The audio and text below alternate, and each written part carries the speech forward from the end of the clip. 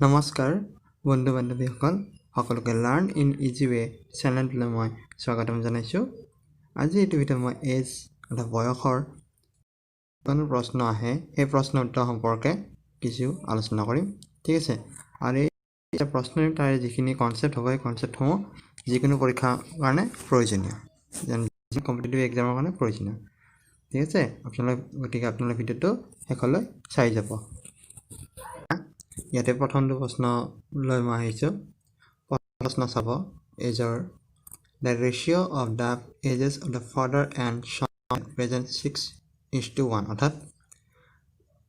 পুত্ৰ আৰু দেউতাক আৰু পুত্ৰৰ বয়সৰ বৰ্তমান অনুপাত দিছে 6:1। আফটাৰ 5 years, অৰ্থাৎ 5 বছৰ পিছত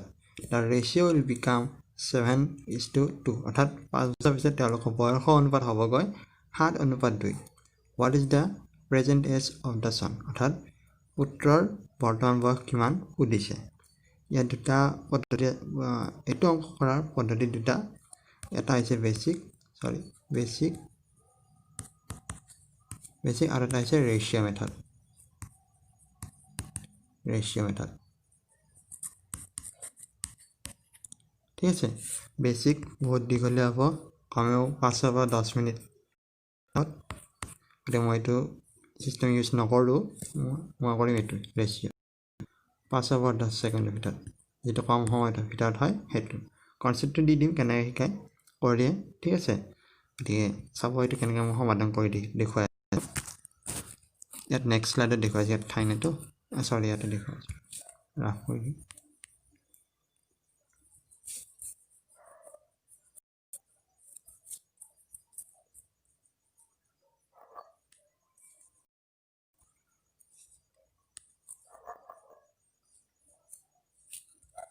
ইয়াতে চাব, আমাক ফাদাৰ আৰু সন, ফাদাৰ এফ আৰু সনৰ এছ লিখিছোঁ হা। ইয়াতে বৰ্তমান বয়স অনুপাত দি দিছে 6:1 হ'ল, আৰু দিছে 5 বছৰ পিছত তেওঁলোকৰ বৰ্তমান বয়স কিমান, 5 বছৰ পিছত মানে +5, আৰু ইয়াতে +5 লিখিছোঁ। 5 বছৰ পিছত কিমান হ'ল, 7:2। যিহেতু আমি ইয়াৰৰ ডিফাৰেঞ্চটো জানো যে বছৰ তেওঁলোকৰ কিমান ডিফাৰেঞ্চ আছে, 5 বছৰ আছে ডিফাৰেঞ্চ, হয়নে? এতিয়া আমি ডিফাৰেঞ্চ চাম, অনুপাতত কিমান ডিফাৰেঞ্চ আছে, অনুপাতত কিমান আছে, 6 পৰা 1 আছে, ডিফাৰেঞ্চ ঠিকে আছে। ইফালে চাব, এইটোত 1 পৰা 2 মানে ডিফাৰেঞ্চ হয় 1, ডিফাৰেঞ্চটো অনুপাততে একে আছে, গতিকে আমি একো বিশেষ কৰিব লগা একো নাই। এই 1 অনুপাতটো 5ৰ সমান কৰি দিলে হ'ল, কাৰণ আমাৰ কি দিছে, অনুপাতত 1 আছে ডিফাৰেঞ্চ, কিন্তু ইয়াৰ কিমান দিছে 5। এই অনুপাতটো হৈছে কি, সংখ্যাৰ এটা, গতিকে এই সংখ্যাত মানে অনুপাতটো সোমাই থাকে, গতিকে 1 অনুপাতটো 5ৰ সমান, মানে 1 অনুপাত 5। 1 অনুপাত যেতিয়া 5 পালোঁ, আমাক ওলাব কাট দিছে চনৰ প্ৰেজেণ্টেজ কিমান হ'ব ইয়াৰ 1, অৰ্থাৎ 5 বছৰ, 5 years হ'ল। এইটো হৈছে আমাৰ, অৰ্থাৎ পুত্ৰৰ প্ৰথম বয়স 5 বছৰ ওলাব দিয়ে, তেতিয়া কি হ'ব, 6 × 5 = 30 বছৰ হৈ যাব। ঠিক আছে, এইটো হৈছে আমাৰ অনুপাতৰ সহায়ত সমাধান। এইটো প্ৰথমটো সমাধান মই আহিছোঁ। আজি আমাৰ নেক্সট দ্বিতীয়টো প্ৰশ্ন, এইটো প্ৰশ্নত লয়, the ratio' of the Rita's age to the age of her mother is 3:11, অৰ্থাৎ ৰীতা আৰু তাইৰ মাকৰ বয়সৰ অনুপাত দিছে 3:11। The difference of the ages is 24, অৰ্থাৎ তেওঁলোকৰ বয়সৰ মাজৰ পাৰ্থক্য হৈছে 24 বছৰ। What will be the ratio' of the ages after 3 years, অৰ্থাৎ 3 বছৰ পিছত তেওঁলোকৰ অনুপাত কিমান হ'ব সেইটো আমাক সুধিছে। এইটো একো কোৱা নাই ন, প্ৰথম the ratio' of the Rita's age to the age of her mother, এতিয়া একো কোৱা নাই, মানে এইটো প্ৰেজেণ্ট টেন্স, অৰ্থাৎ বৰ্তমান বয়সৰ ৰীতা আৰু মাদাৰ, হয়নে? কিমান দিছে 3:1 হ'ল। তেওঁলোকৰ ডিফাৰেঞ্চ কিমান দিছে, এজৰ 24, কিন্তু আমাৰ অনুপাত ডিফাৰেঞ্চ, অনুপাতটো কিমান আছে ডিফাৰেঞ্চ, 11/3 গ'লে 11 গ'ল, 10 গ'ল, 9 গ'ল, 8, মানে 8, মানে ডিফাৰেঞ্চ অনুপাত আছে 8, কিন্তু লিখা যোৱা নাই ন, 8 অনুপাত আছে 8,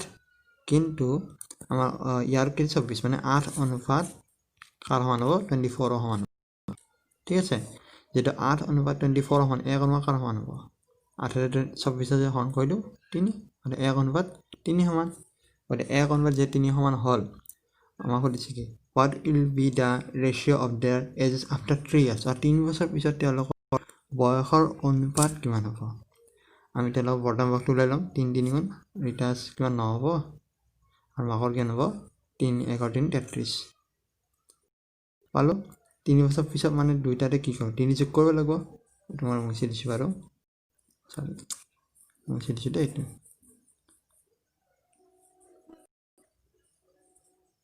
33 নহয় এইটো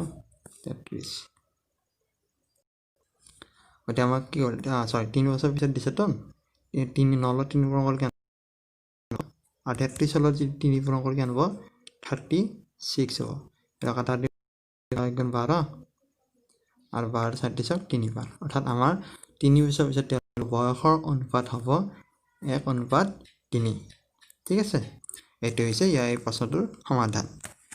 যদি বুজি নাপায় এবাৰ ভিডিঅ'টো আৰু এবাৰ চাওঁ বুজি পাব ঠিক আছে এটা হৈছে আমাৰ নেক্সট কুৱেশ্যনটোলৈ ৰৈ গ'ল ফুল হৈছে 9 3 যোগ কৰিছিলোঁ পূৰণ কৰা 9 3 33 3 পূৰণ কৰিছোঁ সৰি যোগ কৰি দিছোঁ 9 3 যোগ কৰা হ'ল 12 হৈছে আৰু 33 3 যোগ কৰা 36 হৈছে ঠিক আছে 12ৰে একবাৰ 33 3বাৰ ঠিক আছে পূৰণ বুলি কৈছে পূৰণ নহয় যোগ হয় 3 হা এইটো প্ৰশ্নলৈ মন কৰিব 10 years ago was a half of B in S অৰ্থাৎ 10 বছৰ আগত A Bৰ if the ratio of the present age is 3:4 অৰ্থাৎ তেওঁলোকৰ বৰ্তমান বয়স অনুপাত 3:4 what will be the total of the present age অৰ্থাৎ তেওঁলোকৰ বৰ্তমান বয়সৰ টোটেল মানে মুঠ বৰ্তমান বয়স সুধিছে দুটামান যোগফল আল্টিমেট ক'ব গ'লে তো আমাৰ 10 বছৰ আগৰ কি দিছে A was of the B অৰ্থাৎ যদি মই অনুপাতত যাওঁ A কি আছিল Bৰ আধা আছিল যদি B যদি 2 বুলি ধৰি লওঁ আমি A কিমান হ'ব 1 হ'ব অনুপাতত যিকোনো ধৰিব পাৰে আপোনাৰ 4 ধৰিব পাৰে 4 B ধৰে A কিমান 2 হ'ব তাতে আৰু কথাটো একেটাই ঠিক আছে বা B 6 ধৰি 1 3 ধৰিব পাৰে অনুপাতৰ কোনো সীমা নাই যে যেনেকৈ ধৰিব পাৰে অনুপাতটো জাষ্ট আমি এজাম্পশ্যন কৰি লৈছোঁ এজাম্পশ্যন কৰিব পাৰে গতিকে এইটো হ'ল তাতে অলপ বৰ্তমান বয়সৰ অনুপাত কি দিছে আমাৰ 3:4 দিছে হ'ল এইখিনি 10 বছৰ আগৰ দেই 10 বছৰ আগৰ এইটো আৰু 10 বছৰ বৰ্তমান আছে 3:4 এতিয়া তেওঁলোকৰ এজ বয়সৰ ইয়াৰৰ ডিফাৰেঞ্চ হৈছে 10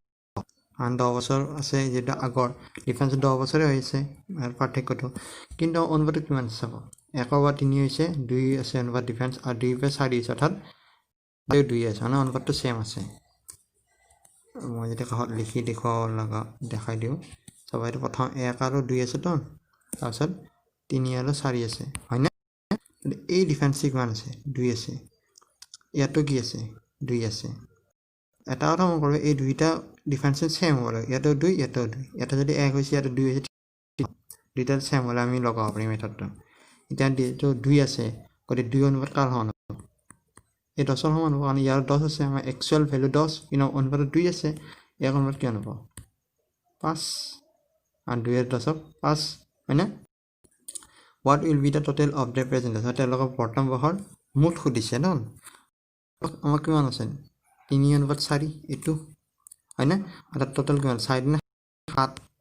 টোটেল অনুপাত কিমান 5 7 5 গুণ 35 আৰু তেওঁলোকৰ বৰ্তমান বয়সৰ মুঠ হৈছে 35 বছৰ দুইটাৰে মিলাই হ'ব এইটো হৈছে ইয়াৰ এনসাৰ বা সেভাৰকে কৰিব পাৰে 5 to 5 to 15 5 6 20 কথাটো একেটাই ঠিক আছে এইটো হৈছে প্ৰশ্নটোৰ সমাধান যদি বুজি পোৱা নাই চাও বুজি পাব এই প্ৰশ্নটোলৈ মন কৰিব the sum of the ages of a son father is 56 years অৰ্থাৎ পুত্ৰ son আৰু ফাদাৰৰ এজৰ যোগফল দিছে আমাক দেই কিমান 56 after 4 years the age of the father will be 3 times that of the son অৰ্থাৎ 4 বছৰ পিছত দেউতাকৰ বয়স পুত্ৰৰ বয়সৰ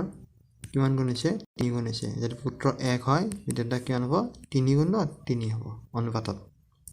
ঠিক আছে এইটো 4 বছৰ পিছৰ ঘটনা এইখিনি 4 বছৰ পিছৰ ঘটনা what is the age of the son অৰ্থাৎ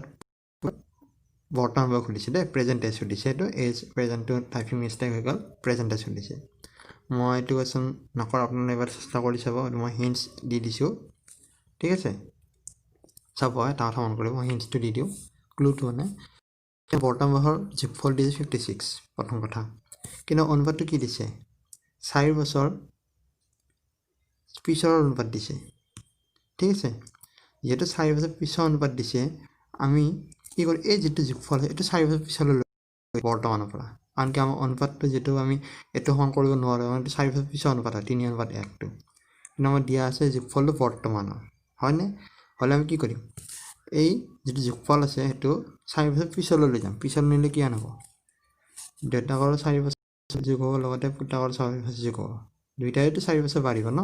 দুইটা দাহলে 4 বছৰ যেতিয়া ডেটা 4 বছৰ বেছি হ'ব পুটাকৰ একেলে 4 বছৰ বেছি হ'ব বয়সটো সেম যাব এটা 4 যাব হয়নে বৰ্তমান 56 তাহলে 8 যোগ কৰি কিমান হ'ব 64 হ'ব হল 64 হলে এতিয়া আমি এই যেটো ততমান 4 বছৰ পিছত তেওঁলোকৰ বয়স জীৱল 64 হ'ব ঠিক আছে যেটো 64 পালো 4 হ'ব না 4 অনুপাত 64 সমান কৰি দিব এখন 4 গুণ 4 16 চান্সি এখন 16 সমান যেটো এখন ভ্যালু যদি আমি পাই যাম আমি সনৰ পুটাকৰ বয়সটো ধুনীয়াকৈ উলিয়াব পাৰিম ঠিক আছে এটো মই হিণ্টছটো দিলো কৰি চাব এবাৰ ঠিক আছে যেটো ইমান এটা মই শিকাই দিলো ভালকে এটো কৰি চাব নিজে বুজি পাব কথা নিজে কৰি বছৰ বেছি ভালকে ক্লিয়াৰ হৈ যাব ঠিক আছে আজি ভিডিওটো ইমানতে বেছি কোৱেশ্চন নকৰ অলপ অলপ কৰি যাইছো যাতে শিকিব পাৰে নহয় নহলে বৰ হৈ যাব বেছি শিকিলে আনে মেথটো এনেকুৱা কিছু বহুতে বৰে পায় ঠিক আছে আজিলৈ এৰিছো ভিডিওটো চাই কেনে পালে জনাব লগতে যদি চেনেলটো প্ৰথম ভিজিট কৰিছে তেনেহলে চেনেলটো সাবস্ক্ৰাইব কৰি দিব আজি ইমানতে সামৰণি মাৰিছো ধন্যবাদ